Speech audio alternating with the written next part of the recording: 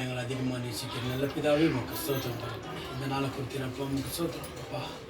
உங்களை துதிக்கிறோம், ஆராதிக்கிறோம், மகிமைப்படுத்திக்கிற தரப்பா. இந்த நாளை கொடுத்ததுக்காக கொரோனா குறித்து ஸ்தோத்திரம். என் தாயாரும் தகப்பனையும் நீங்கள் கொடுத்திருப்பா உமக்கு ஸ்தோத்திரம்.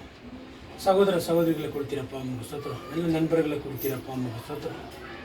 நல்ல ஒரு துணையான மனைவியை எங்களுக்கு கொடுத்ததுக்காக ஸ்தோத்திரம் தகப்பனே. எங்களுக்கு நல்ல பிள்ளைகளை கொடுத்ததுக்காக ஸ்தோத்திரம் தகப்பனே. இதோ இந்த பகுதியில் உங்களுடைய வார்த்தையும் வசனத்தையும் தியானிக்கும்படிக்கு உங்களுடைய ஞானத்தை எங்களுக்கு கொடுத்ததுக்காக கூடான ஸ்தோத்திரம் தகப்பனே. இதோ இந்த பிறந்த நாள் நினைத்து உண்மை நினைத்து உண்மை துதித்து நீங்கள் செய்த காரியங்கள் ஒவ்வொரு நாளும் நாங்கள் நினைத்து உண்மையை நாங்கள் மகிமைப்படுத்தி உங்களுடைய வார்த்தைகளுக்கு நாங்கள் செவி கொடுத்து நடக்கிற பிள்ளைகளாக நாங்கள் வாழ உதவி செய்யுங்க.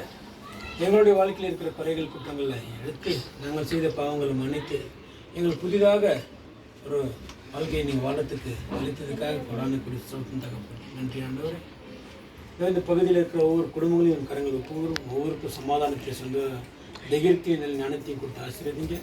கூடியிருக்கிற சிறு பிள்ளைகள் உங்கள் கரங்கள் ஒப்புகிறோம். பிள்ளைகளுக்கு நல்ல ஞானத்தையும் சமாதானத்தையும் தெளிந்த பற்றியும் நல்ல ஆலோசனைகளையும் கொடுத்து எந்த நோய் நொடி இல்லாதபடி பிள்ளைகளை நீங்கள் பாதுகாத்து வழிநடத்துங்க. ஒவ்வொரு நாளும் உங்களுடைய தூதர்கள் அனுப்பி இந்த பிள்ளைகளோடு இந்த வழிநடத்திட வேண்டும் என்று எங்கள் மீட்பெறும் ரட்சகர் உங்களுடைய குமாரமாகிய இயேசு கிறிஸ்துவின் நாமத்தை நாம் ஜெபிக்கிறோம். ஜீவனோடு நல்ல பிதாவே.